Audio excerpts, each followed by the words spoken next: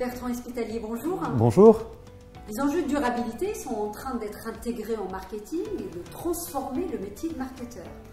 Dans quelle mesure, selon vous, cette transformation touche le marketeur en tant qu'individu?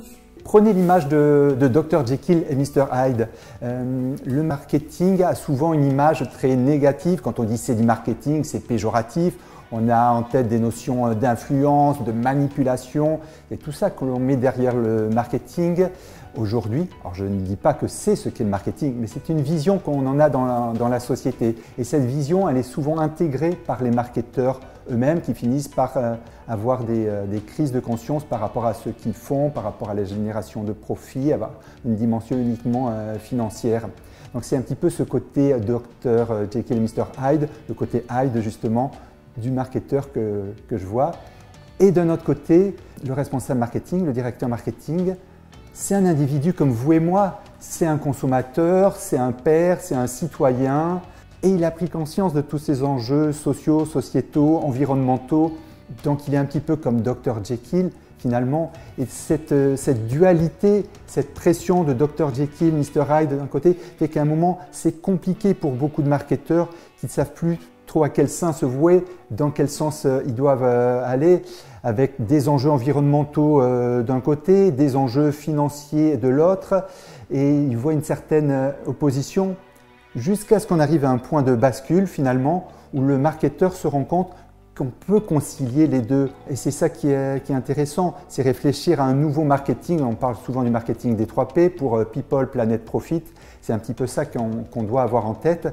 Et ça veut dire que ce marketeur, il va continuer à faire son métier en prenant en considération de nouveaux modèles économiques, de nouveaux indicateurs de performance, une autre façon de faire du marketing.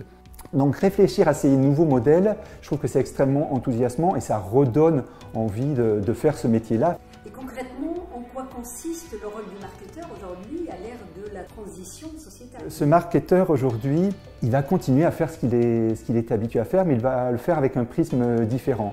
Le marketeur, dans ses gènes, il est là pour prendre le pouls de la société, prendre le pouls des clients, comprendre comment ils fonctionnent, quelles sont les attentes. Alors, il va élargir cette prise de pouls à l'ensemble des parties prenantes, aux associations, aux ONG, aux fournisseurs, etc. et pas avoir uniquement les clients.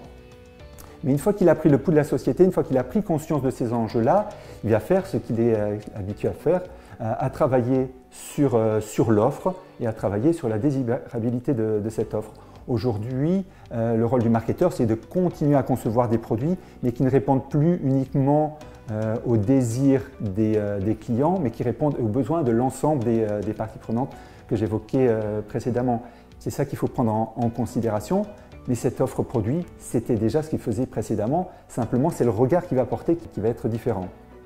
Et la deuxième chose, c'est rendre cette offre-là désirable. Si cette offre produit durable n'est connue que par quelques-uns, s'il n'y en a que 5% de la population, entre guillemets des bobos qui achètent ces produits-là, on ne fera pas changer la société. Ce qui est important, c'est que cette offre durable, elle soit prise en considération par l'ensemble de la population. C'est ça qui va être intéressant.